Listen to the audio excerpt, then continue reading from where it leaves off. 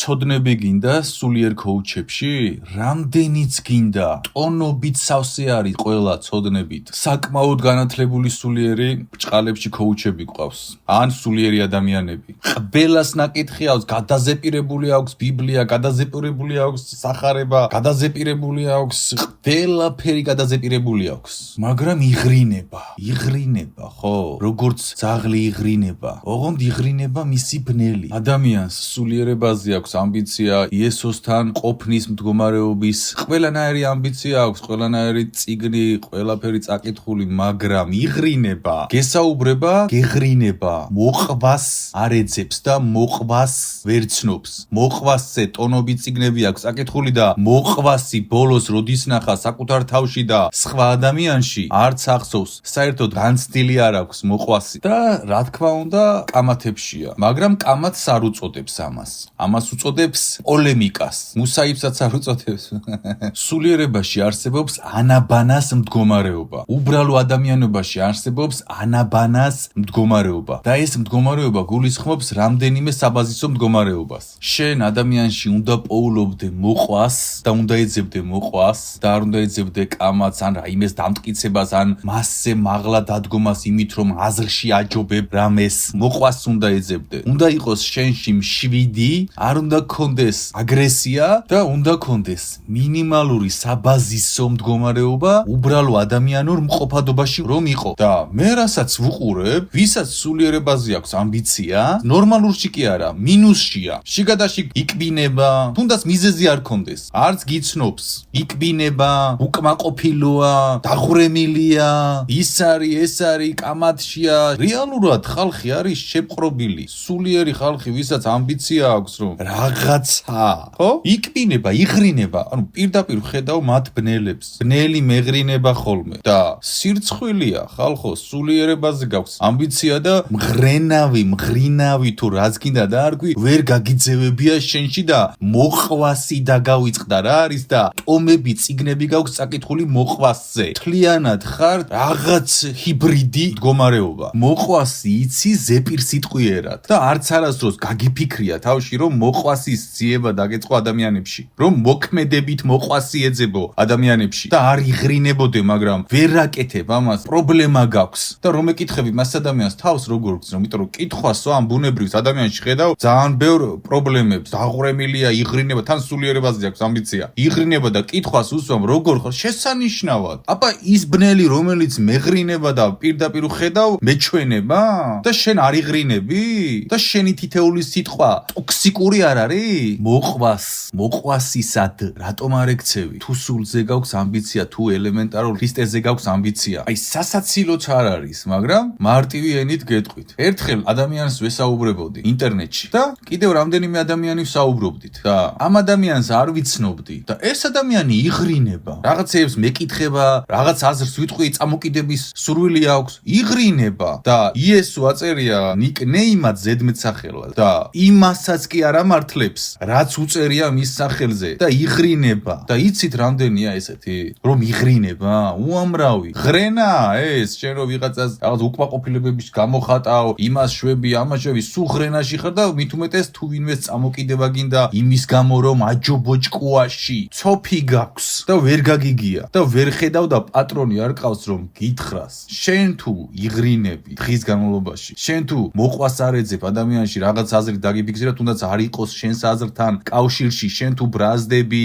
აგრესია გაქვს, აბა ესე ხარ, გამოჭერაზე ხარ, იღრინები, შეპყრობა გაქვს, ოღონდ ამას ვერაცნობიერებ. იმ დოზის შეპყრობა გაქვს, რა დოზის შეპყრობაც გაქვს. 10 ტომი რომ წაიკითხე მოყვასზე და დაუთმე ამას დრო, თვეები, მოქმედებაში რატომ არ გავაღვიძე მოყვასი? მოყვასის შესწავლას რომ ერთი თვე დაუთმე, ერთი დღე დაგეთმო მოყვასის განხორციელებაში. რატომ გჭირთ ნევროზი, ვითომ სულიერებაში რომ ხართ? ჩათვალეთ რომ დღეს სულიერებაში ვინც არის, სადღაც 5% არის ნორმალურ მდგომარეობაში. დანარჩენს ნევროზი აქვს გაქანებული, შეპყრობა აქვს, პარაზიტებით სავსეა სხვადასხვა, იღრინება და აი ამ მდგომარეობაშია, მაგრამ გარეგნულად კარგად არის და თავად ესეთვლის და ყველაფერი ოკეი აქვს, მაგრამ იღრინება ფაქტით. თქვენზე ისეთი მძიმე კვალია დატოვებული და ისეთი დანაშაულია ჩადენილი, რომ ვერც აცნობიერებთ და ვინც ეს დანაშაულები ჩაიდინა თქვენი სულის მათ მიმართ დიდებულად ხართ განწყობილი. ყველა ამ ვითომ ბრჭყალებში სულიერმა მოღვაწეებმა კამათების მაგალითები გაჩვენეს, დაძაბულობის მაგალითები გაჩვენეს,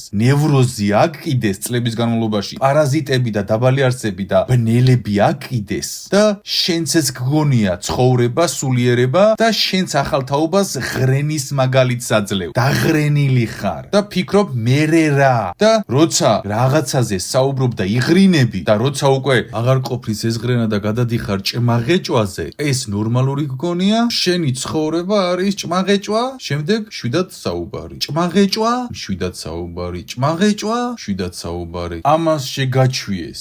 აექრობას, პოლემიკას, ამ ყველაფერს, კონკურენციას და ერთმანეთის დაჩაგორით, ერთმანეთზე მჯობნით, ერთმანეთის წიხლის ჩაჭერით, მეგაჯობე ჭკუაში ჭეშმარიტებას აღარ ეძებ და აღარც გააქვს უკვე ჭეშმარიტება, კამათებში ვერაფერს ვერ პოულობ, დამახინჯებული ფორმის ხარ და იღრინები. თუმცა 1000-ჯერ გადაიკითხე ბიბლია და ბიბლიის ციტატები მოყავს. სულიერებას დაანებე თავი, ნუ ასწავლი, მაგალითი ხარ და კოშმარული მაგალითი ხარ ამის გამო. ხალხს გონია ეს ნორმა, თაობები იზრდება და თაობები დაამახინჯეთ თქვენ, ვინც კამათებზე ააგეთ კარიერები, ვინც კამათობთ და სულიერებაზე გაქვთ ამბიცია, ვინც იღრინებით, ვინც ხმას უწევთ, ელემენტარული ბრაზი და ღრენა ვერ მოგიცილებია ცხოველის დონეზე ხარ და სულიერებაზე გაქვთ ამბიცია და ანუ რა ჯანდაბა. ეს არის ყველაზე დიდი დაცინვა. იესო რომ გიწერია ნიკნეიმად და შენგან ბნელი რომ მეღრინება. ამაზე დიდი დაცინვა არ არსებობს. იესოს ნიკნეიმით რომ გეღრინება ვიღაც იქედან და ამ დღეშია ყველა გაქანებული ნევროზი ამდენი კამათებიდან და ერთმანეთის წიხლის ჭერით, არა მე ვამბობ მაგარს, არა შენ ვამბობ მაგარს, ხალხი ამ ყველაფერს გზნობს და ხედავენ რა ცარიელებიც ხართ საბოლოოდ და ცარიელდებით, იმიტომ რომ ერთმანეთისგან არ სწავლობთ, ერთმანეთს არ უსმენთ, მოყვასი არ იცი რა არის, მოყვასით კი არ ელაპარაკები, არამედ მტრის პოზიციიდან ელაპარაკები ყველას, რადგან კი ვერ აცნობიერებ რომ ამას აკეთებ. უბრალოდ ვფიქრობ რომ ჭკუაში უნდა აჯობო და უფრო კარგი რაღაცეები უნდა ელაპარაკო და ყველა ამაშია, ყველა ამ დღეშია და გადახედეთ ინტერნეტში რა ხდება ჭყალებში სულიერ ადამიანებთან და ვინც სიმშვიდეშია მათ ჩათრევას ცდილობენ და ერთი დიდი ტალახის გორგალია წარმოქმნილი, რომელიც ტრიალებს და ითრევს ყველა ამ სულიერ ადამიანებს და ყველა ამ ტალახის კონფლიქტის ღრენის გორგალში არის გაჭედილი და გაღიზიანებულია და გამოეთრიე მაკედან და ელემენტარული მშვიდი მოიპოვე და ადამიანს დაემსგავსე და ნუ იღრინები და მართლა რასაც კითხულობ განახორციელე იმის 0.01%. მაინც ყველაზე სასაცილო ის არის რომ ტონობით ცოდნა გიდევს შიგნით. ChatGPT-ს დაგამსგავსეთ. ChatGPT-ს უამრავი ინფორმაცია აქვს შიგნით, არც ერთს გზნობელობაში არ იყენებს. შენც ChatGPT-ს დაგამსგავსეს. ტონობით წიგნი წაიკითხე და ერთს არ ახორციელებ. არც ნევრები ყოფნის მოყვას მოусმინო, არც იმის ნევრები ყოფნის ცოტა გრძლად მოისმინო ღრმად. არ ყოფნის არაფრის ნევრები, არც იმის რომ თავი შეიკავო, არც იმის რომ ღრენა გაუშვა, ბნელს მოაკეტინო, არაფრის ნევრები აღარ ყოფნის, ნევროზი გაქვს და მიხედე თავს, მოყვასო, მეგობარო, ძმაო, დაო, მიხედე თავს. ესენი არ არიან მაგალითები, რომლებაც კონფლიქტზე აგზარდეს სულიერებაში. ესენი არიან თქვენი დამარცხების, დაცემის, ჩაქვესკნელების მაგალითები. დაიმახსოვრეთ ეს. დაფიქრდი ერთ რაღაცაზე. მაგალითად ისეთ რაღაცაზე, რომ ყველაში იპოვო მოყვასი და არა მტერი და არა ის რომ რაღაც აზრი დაუმტკიცო და აჯობო ჭკუაში. დაფიქრდი, მოყვასის პოვნა გჭირდება ადამიანებში და კონკურენციის შეგრძნებით, რამე დაუმტკიცო და მაგარი რომ გამოჩნდე, ამ შეგრძნებით, ღრენის მდგომარეობით რანაირად პოულობ მოყვას და მერე იესო ქრისტეს რანაირად დადგები და ეუბნები უფალო იესო ქრისტე, მე შენთან სუფთადო არ და აქ ვარ უფალო იესო ქრისტე. სად ხარ? იღრინები, აგრესიაში ხარ, 1000 ფეკალიაში ხარ. რანაირად ხარ იესოსთან, მაინტერესებს. რანაირად? აქ ეხლა მე კონკრეტულ პიროვნებაზე არ ვსაუბრობ. აქ ეხება ყველას, რადგან ეს არის მასშტაბური პრობლემა. ეს არის ყველა სულიერ მოღვაწეს აქვს ეს პრობლემა. არის 5% არც მაგდენი, რომელიც ცდილობს სიმშვიდე შეინარჩუნოს, ესმის მარტივი რაღაც რომ მოყვასი ესმის. უბრალოდ კი არ წაიკითხა, განახორციელა. დანარჩენები ყველანი არიან კონკურენციაში, ერთმანეთის წიხლის ჩაჭერაში, შოუების დადგმაში და ამ ყველა სიმახინჯეში და რას გავხართ? რა ხდება საერთოდ? მაგალითად ავიღოთ ეხლა ჩემნაირი კაცი. მე რომ მეღრინები, რომელსაც გააქტიურებული აქვს მოყვასი. მე რომ მეღრინები, ჩემზე რომ მოგცა ბნელმა მიზეზი, რომელიც მოყვასით იღურებს. სხვას რას უშვები, ხომ წარმომიდგენია და ჩემნაირ კაცს რომ ეღრინები, ხომ უნდა დაფიქრდე, რატომ ეღრინები ჩემნაირ კაცს, რომელიც მოყვასით გელაპარაკება. ამაზე უნდა იმუშაოთ. მე ეხლა ვიღაცას რომ დავეღრინო, მით უმეტეს მოყვასით თუ მოვიდა კაცი, რა დამაძინებს ღამე, კაცი მოვიდა მოყვასის ენით მელაპარაკება და ვეღრინები და მიზეზებს უძებნი და ცდილობ რაღაცეები დაუმტკიცო, ვაჯობო, გამოუჩნდე მაგარი და ბოლოს სასაცილო მდგომარეობაში ვიყენებ თავს. რა დამაძინებს მე იმ ღამით, რომ ვიღრინები მოყვასთან, კაცთან, რომელიც მოყვასით მოვიდა და ისედაც რომ ვიღრინებოდე და რანაირად გძინავთ ღამით, ვისაც სულიერებაზე გაქვთ ამბიცია, იღრინებით და ამ ყველა ამ დაძაბულობაში ხართ და მე იღვიძებ დილე და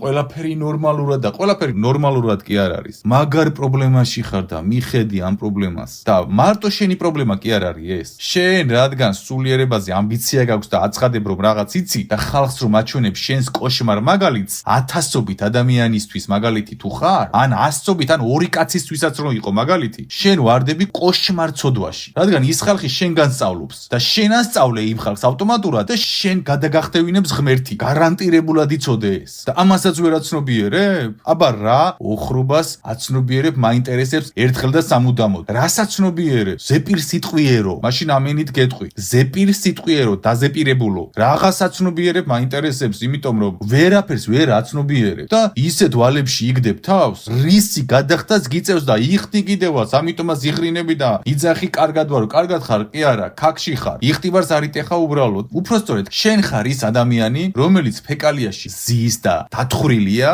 და გონია ეს არის ღვთიურობა. ანუ იმდენად შეეჩვიე ამ მდგომარეობას, რომ სხვაობას ვერ ამჩნევ, იმიტომ რომ გარეთ ყველა ვისაც უსმენდი, ვინას აგზარდა, ვინას რაღაცა გაჩვენა, ყველამ გაჩვენა უარესი ფეკალია. კამათები, დაძაბულობა, იმას აჯობი, ამას აჯობი, აბა რამდენი ლაიქი დამიწერა მე, აბა იმან რა კომენტარი დაწერა. ის კი არა რომ მოყვასი მოვიდეს შენთან, სულ რომ მამა ღმერთი მოვიდეს გადაცმული და თავისი ღვთიურობით გელაპარაკოს, მასაც დაუწყებ ღრენას, რადგან ამის რომკები გაქვს, კამათის და ღრენის ნარკომანი ხარ უკვე. ჩვეულებრივი ნარკომანი ხარ, შენ ამას ვერ აცნობიერებ, ამის ნარკომანი ხარ, ვერ ჩერდები. შენ თავადაც აცნობიერებ ამას, ვერ ჩერდები. ანუ ვერ ჩერდები რომ არ დაიღრინო ვიღაცას. ან ქუჩაში, ან იმაში, ან ამაში მოყვას დაგიждდება ეღრინები, ყველას ეღრინები. ხან იცინი კი, მაგრამ ეღრინები, ანუ ღრინვაში ხარ რეალურად. მამა ღმერთი რომ დაგისვა გარანტირებულად გეუბნები, დაეღრინები. იმას უფრო ეღრინები. შეპყრობა რო გაქვს, მაგიტომ ეღრინები ღვთისკაცს და მოყვას. და შენ გჯობია ვიღაც გლეხი, რომელმაც მოყვასი იპოვა, საერთოდ ბიბლია წაკითხული არა აქვს. ადამიანური პრაქტიკაში იპოვა მოყვასი და შენ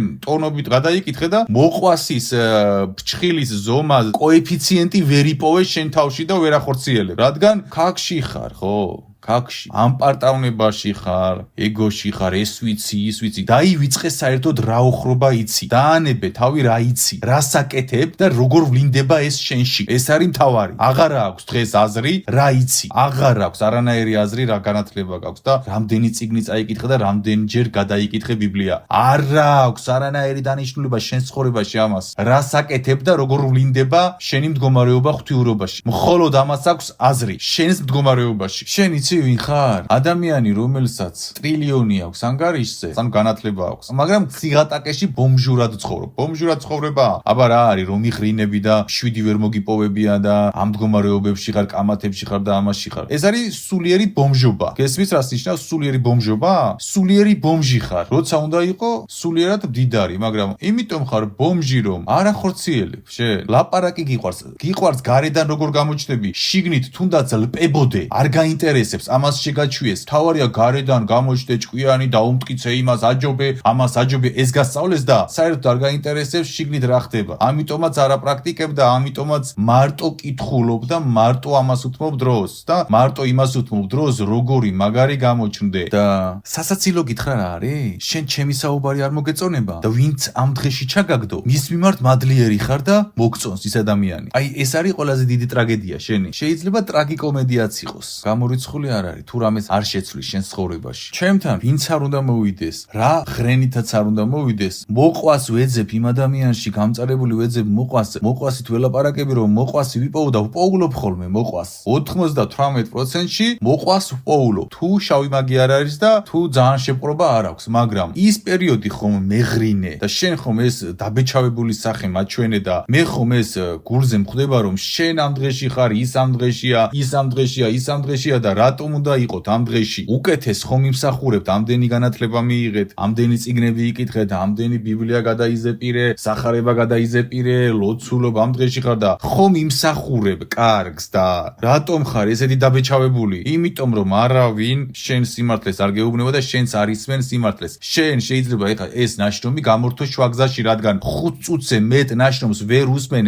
ნევროზი გაქვს, ნევრები არ ყოფნის და შეიძლება ამ ნათქვამამდეც ვერ მიაღწია სადღაც გათიშე შვაში. არც შენი თავისთვის ყოფნის ნევრები, არც სხვისთვის ყოფნის ნევრები, რომ მოусმინო რაღაც აზრს თუ გეტყვის. არც იმის ნევრები ყოფნის, რომ შენ რაღაც მშვიდადან მოყვასით ელაპარაკო და არაფრის ნევრები არ ყოფნის და ცოტა ხანი გაჩერდი, დაიწყე მუშაობა და მერე გამოდი მზეზე, ხალხში, ან ისე, რადგან შენი თითოეული სიტყვა მდგომარეობა არის მაგალითი და პასუხისმგებლობა გეკისრება. 100 წლის შემდეგ ღმერთმა დიდხანს გაცოცხლოთ იესო ქრისტეს და რომ მიხვალ, გაჩვენებს ყველაფერს, რა გააკეთე. იმ უვიცობით, რაც არ გესმოდა. გესმის? გიყურებს ბავშვი, ხოთ გვერდი გაქვს შენი, ან ლაივში ხარ, ან სადმე ხარ, რა ვიცი. ბავშვი გიყურებს, მაგალითი აიღო შენ ვიღაცას ეკამათი არ შეიკავე თავი. 10-მა ბავშვმა შეხედა შენს მაგალითს და ნორმად მიიღო. დაღუპე შენი 10 ბავშვი. მაგის ვალი დაგედო შენ. კიდე რაღაც ვიღაცას აგინე, ვალები დაგედო. ცუდი მაგალითების რითაც აღზარდე ის, რადგან ის შენ გისმენს. მისი ვალები დაგედო, ტონობით ვალებით გატენილი ხარ და საერთოდ გონია რომ ღმერთთან სუფთა ხარ. ღმერთთან სუფთა ხარ კი არა. მაგარ ცოდვებში ხარ და მაგ ცოდვებს როგორ გადაიხდი არ ვიცი და დროზე მიხედე თავს. შენ ადამიანთან რომ მიხვალ, შენი აზრის წარმომადგენელთან კი არ უნდა იღრინო, შენი საწინააღმდეგო აზრის წარმომადგენელთანაც კი არ უნდა იღრინო. შენ ადამიანში უნდა იპოვო მოყვასი და შენ გასწავლეს ადამიანში მტრის პოვნა, მოყვასშიც კი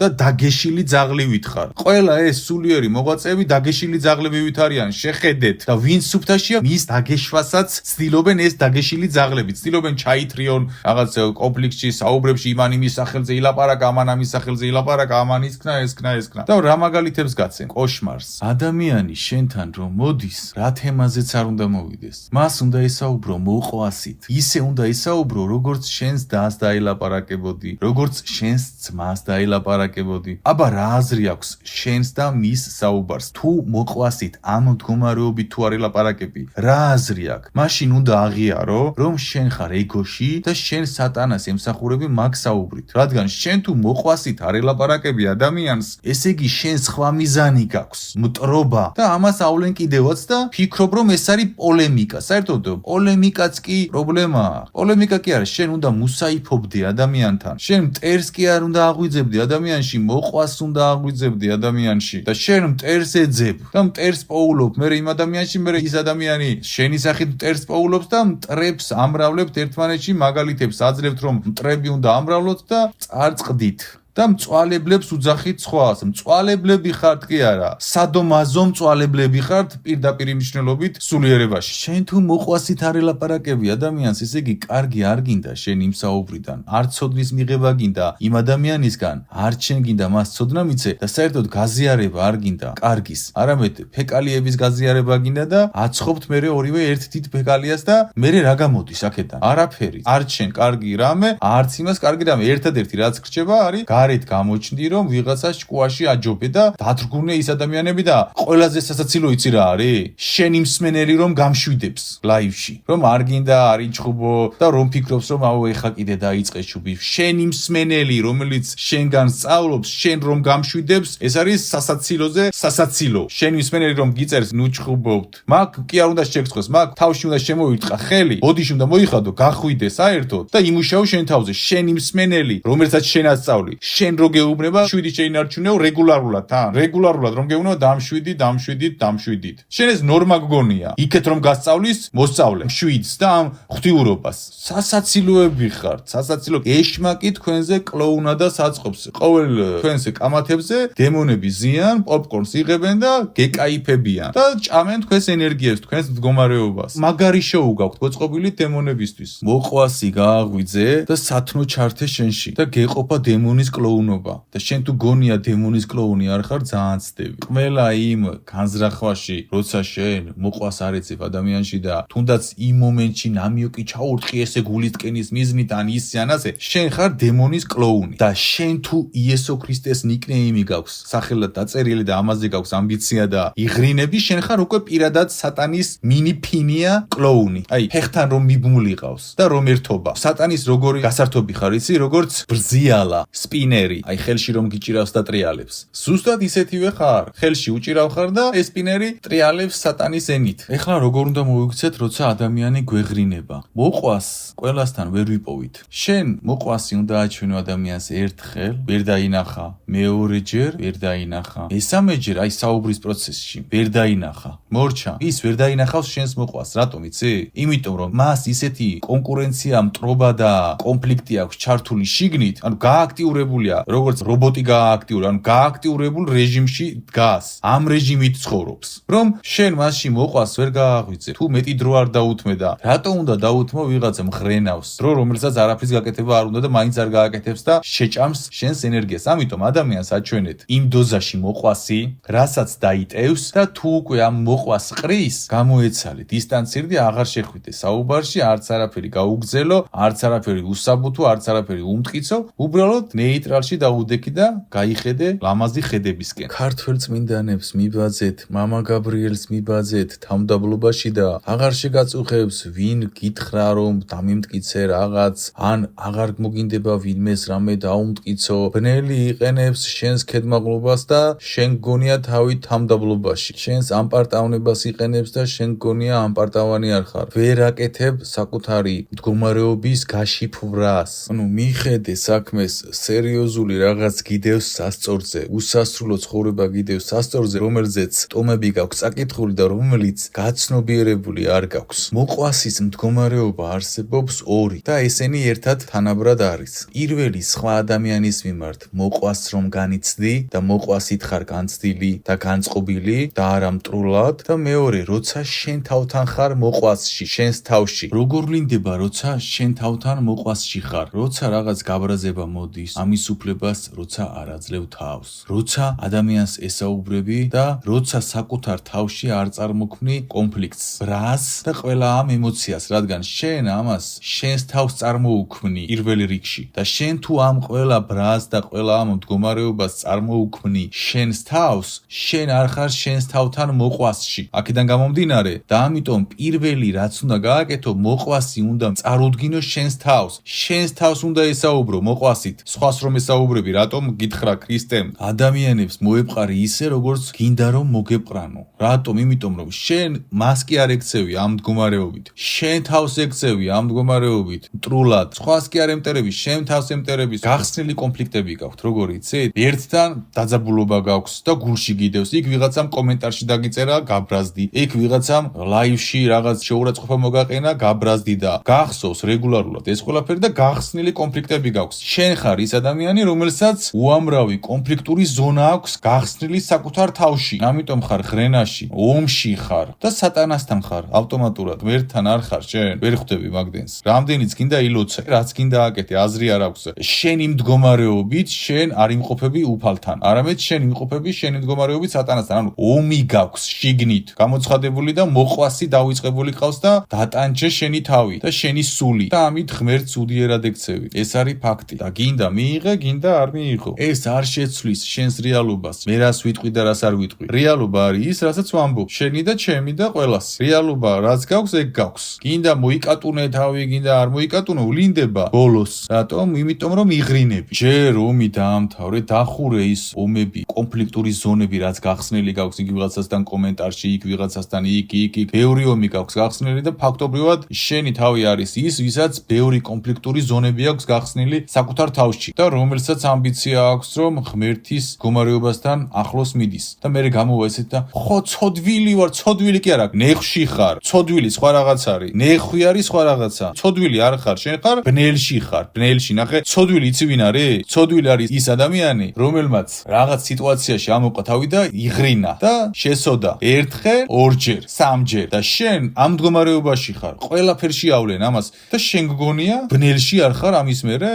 მით უმეტეს თუ სულიერებაზე გაქვს ამბიცია და მით უმეტეს თუ ბევრი წაიკითხე სულიერებაზე და ბიბლიას ახარება და ასე შემდეგ, ბნელში ხარ გარანტირებულად შენ მაგ მდგომარეობით. უბრალოდ გგონია თავი ცოდვილი. ცოდვილი არის სხვა რაღაცა, გააცნობიერე. ბებია, რომელიც კომუნისტია და სადღაც სოფელშია, ღმერთის არ წამს, ის უფრო კარგ მდგომარეობაშია და ის უფრო ახლოს არის ღმერთთან, ვიდრე შენ. და ეს არის ფაქტი. რატომ? იმიტომ რომ ყველა მისი მოქმედება ლოცვაა. ბებო, მოდი, შემოსიყვარულო, ეს ელაპარაკება. შემოდი, გაჭამო. ანუ სათნოებაშია, მოყვასშია და შენ გონია რადგან არის ლოცება, ან რაღაც ამბებში არ არის, ამის გამო შენ ჯობი ხარ, რომ რაღაც გარეგნული, რაღაც მექანიკური მოქმედებები გააკეთე უგულოდ. შენ გონია ეს გეთვლება და იმ მოხუც, რომელმაც იესო ქრისტე პირდაპირ აი მოთაფლა. როგორ მოთაფლა, იცი? იქ არის და შენ ჭუჭყით სავსე ხარ და უბრალოდ პირიდან უშვებ გერებს. შენი აზრით რომელთან უფრო ახლოს არის? აზრზე არ ხარ, საერთოდ რა ხდება? ამაშია შენი პრობლემა და გონს მოეგე. ეს ნაშრომი შენთვის არის, რომ გონს მოეგო. შენ ტექნიკურად იკავებ ზოგჯერ თავს, ან მოყვასით კი არ ელაპარაკები, ვითომ 7-ით ელაპარაკები და მე იღრინები მაინც. ნამდვილი მოყვასი შიგნით რომ არ არის, იღრინები ყოველთვის. და რა ბინძური დასანახია, ეხლა ეგ ზემოდან წარმოგიდგენია? ვერ წარმოგიდგენია ეს. ესეთები არის ტონობით, იესო ქრისტე, წმინდანი, ესეთი და რა დღეში არიან. ეხლა როგორ უნდა აღმოაჩინოთ ადამიანი, რომელიც მოყვასით არ გესაუბრება, მარტივად, აი მის სიტყვებს დაუკვირდით და მის სიტყვებში არის ყველაფრის პასუხი, მისი ქვეცნობიერის პასუხებია. მაგალითად გეუბნება, აი მე და შენ ეხლა პოლემიკა გვაქვს. ის ადამიანი თავის თავში შენთან მიმართებაში მოყვას კი არ ელაპარაკება, არამედ ტერს ელაპარაკება, პოლემიკა აქვს, ომი აქვს, ბრძოლა აქვს. მაგალითად ასევე თუ გეუბნება, მაგალითები მოყავს და შიგნით აქვს განწყობაში, აი ეს ყველაფერი მდგომარეობა არ გიყურებს მოყვასად და თითოეული მისი სიტყვა არის შეურაცხყოფა. მაგალითად გეტყვის, აი ეხლა შენ რომ ესეთი რაღაც გამიკეთო მე. ცუდი მაგალითები მოყავს შენზე პირდაპირ. ყველა მისი საუბარი მიმართულია კამათისკენ, ტოქსიკურია, ვერ იპოვი იქ კარგ სიტყვებს, კი არ იგინება ან ცუდ სიტყვებს კი არ გეუბნება. ლაპარაკში დესტრუქციულ სიტყვებს იყენებს. რადგან შინაგანი განზრახვა არ აქვს მოყვასის. ნახე, მოყვას როგორ ელაპარაკები. ხმის ტემპს კი არ მიაქციოთ ყურადღება სიტყვებს, ხო? მწვავე სიტყვებს იყენებს, რადგან ამ განცდაშია. მაგალითად გეუბნება, აი მაგალითად შენ მიღალატე მე. ცუდი მაგალითი მოგიყვანა, რატომ გიღალატე მე შენ? მოიყვანეს ზოგადად მაგალითი, მაგრამ არა ის არ მოიყვანს ზოგადად მაგალითს. ის მოიყვანს რომ შენ უღალატე მას, მაგალითებს ესეც მოიყვანს. და ამაზე უარეს ტოქსიკურ სიტყვებს იყენებს, რადგან მის ტვინში ესე ასოცირდები შენ, მოყვასად არ ასოცირდები და ამით უკვე შეგიძლიათ მიხვდეთ. აი მასეთ ადამიანებს მარტივად მიხვდებით. აი მაგალითად შენ გონია ეს ესეა? ანუ ის არ ინტერესდება შენ რა სპიკრობ, მართალი ხარ, არ ხარ მართალი. მას აქვს მტერი ჩართული. მოყვასი გეტყვის, რატომ ფიქრობ რომ ეს ესეა? შეგიძლია ამიხსნა, ანუ აინტერესებს, მოყვასი ხარ მისთვის და თუ ცდები მე აგიხსნის და მტერს არ აინტერესებს. მღრენავი ბნელი რო აქვს ჩართული შიგნით, ის საერთოდ სხვა ფორმატში გელაპარაკება. სიტყვებს შორის უნდა დააკვირდეთ. თუ იყენებს დესტრუქციულ სიტყვებს, შეურაცხყოფას კი არა, აი ნეგატიურ სიტყვებს. ისეთ მაგალითად, შენ ესე ხო არ გონია, მე შენ აგიხსნი ეს ესია, ანუ გეჩხუბება. მაგ დროს უნდა მიხვდეთ, რომ იმ ადამიანს გააქტიურებული აქვს ბნელის მტრობა და გათიშული აქვს მოყვასი. ამიტომ მასთან საუბარს აზრი არ აქვს. ერთადერთი რაც უნდა ქნა გაცე საკადრისი პასუხი მშვიდით, ბალანსით და გამოეცალონ, მოერიდო, როგორც ცოფიან ძაღლს. ეხლა ბნელი რას უკეთებს მას? მაგალითად შენზე მაგალითი მოაქვს, ხო, რაღაც ნეგატიური. გეუბნება, მაგალითად შენ ღმერთზე ესე და ესე თქვი, ანუ უკვე ვიზუალში თავის თავში წარმოიდგინა, რომ შენ მკრეხელობა თქვი ღმერთზე. ბნელი ალაპარაკებს ამას.